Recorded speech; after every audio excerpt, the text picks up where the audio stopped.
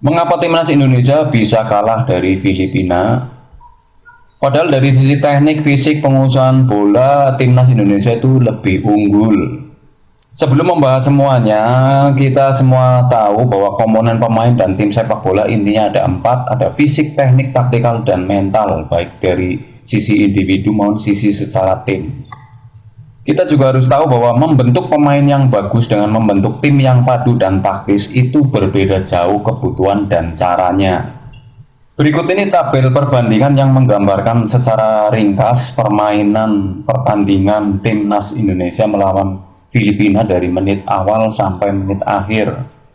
Timnas Indonesia itu lebih banyak unggul dari sisi fisik dan teknik itu intinya, tapi kok bisa kalah itu kenapa? Padahal dari sisi speed atau kecepatan Indonesia lebih unggul, dari sisi agility maupun kelincahan dia juga lebih unggul. Dari sisi endurance maupun daya tahan fisik dia juga unggul. Sedangkan Filipina malah justru dilihat bermain lebih santai dan cenderung lebih melihat pertandingan itu dengan cara melakukan rolling bola secara santai. Kenapa Indonesia bisa kalah padahal dari sisi fisik dan sisi teknik itu lebih unggul? Namun pada kenyataannya pada saat kita melihat pertandingan tersebut memang dari sisi taktikal dan dari sisi mental memang Filipina itu lebih unggul. Komponen apa sih yang ada di taktikal dan mental ini bisa disimak di tabel yang ringkas ini. Dari sisi taktikal, Filipina itu main taktis sesuai formasi. Buktinya dia main lebih banyak melihat dan menunggu ada momen terbaik untuk memanfaatkan situasi. Jadi Filipina ini pandai memanfaatkan situasi pertandingan pada saat Indonesia sedang build up melakukan serangan habis-habisan. Timnas Indonesia lebih banyak menguasai pertandingan meskipun sering melakukan kesalahan passing, tapi pemain-pemain timnas itu tanggung jawabnya besar dengan terus merampas dan merebut bola. Meskipun kegiatan seperti itu tentu akan menguras tenaga bagi pemain sepak bola. Lain dengan Filipina. Filipina itu lebih unggul dari efektivitas passing. Meskipun mereka nggak menguasai pertandingan, tapi sekali passing dia passingnya efektif dan pandai memanfaatkan celah di permainan sepak bola ini pada saat Indonesia sedang melakukan build up maupun serangan.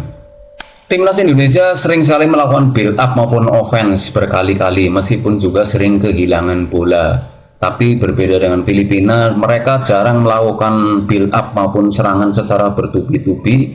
Dia hanya memanfaatkan situasi pertandingan dengan melakukan passing-passing yang efektif dan bola bergulir begitu produktif ketika main di kaki-kaki pemain-pemain Filipina ini.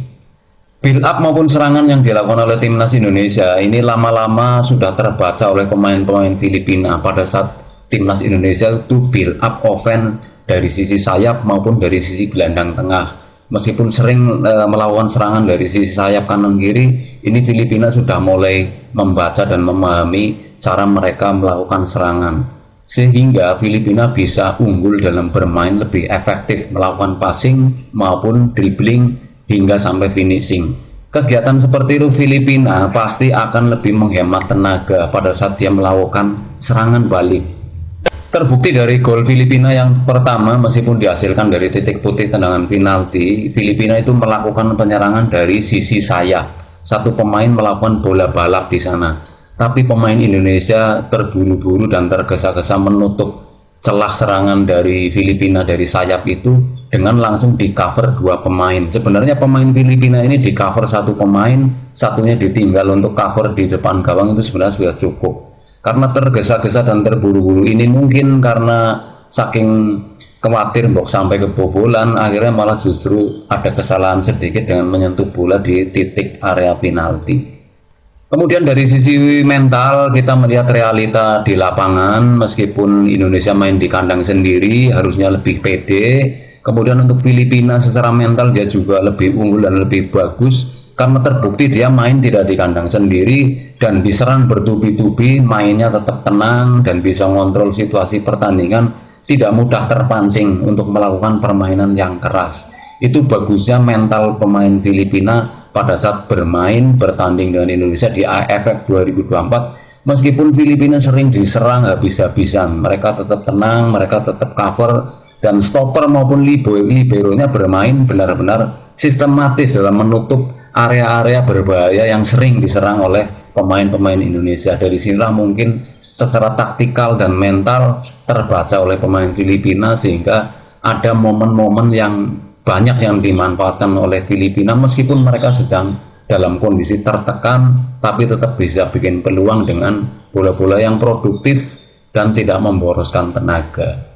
Hingga akhirnya timnas Indonesia meskipun sangat menguasai pertandingan, unggul dari sisi fisik maupun teknik, tapi kalah dari sisi teknikal dan mental oleh pemain Filipina, hingga akhirnya skor berakhir 1-0 untuk Filipina.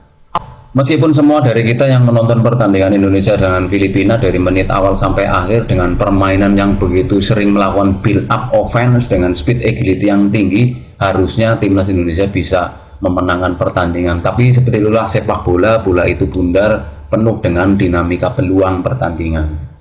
Lalu sekarang pertanyaannya, bagaimana supaya timnas Indonesia itu ke depan bisa masuk di kancah sepak bola internasional, terutama Piala Dunia, itu caranya bagaimana? Kalau menurut hasil pertandingan, realita di lapangan, dan saya sendiri dalam menganalisa pertandingan, timnas Indonesia itu butuh pembibitan usia dini, sebab tim yang bagus, solid, dan permainan yang taktis tidak bisa dibentuk instan dengan hanya rekrut-rekrut pemain terbaik yang sudah matang. Mereka harus dibentuk sejak usia dini supaya chemistry dan permainan yang terpadu itu terbentuk pada saat bermain game di lapangan secara tim. Karena memang permainan tim yang kompak, padu, dan taktis itu dibentuk karena terbiasa sering ketemu setiap saat, setiap waktu dari sejak usia dini sampai usia senior yang dibutuhkan untuk main di kancah internasional. Itu realitanya di lapangan sepak bola, khususnya dalam membentuk tim, bukan hanya membentuk pemain yang bagus. Nah, semoga harapan kita semua ini di para petinggi-petinggi sepak bola di Indonesia segera bisa menyiapkan manajemen untuk pembibitan pemain usia dini agar mereka bisa dibentuk sejak usia awal hingga sampai mereka di usia senior yang dibutuhkan untuk bermain di tim internasional atau kancah internasional.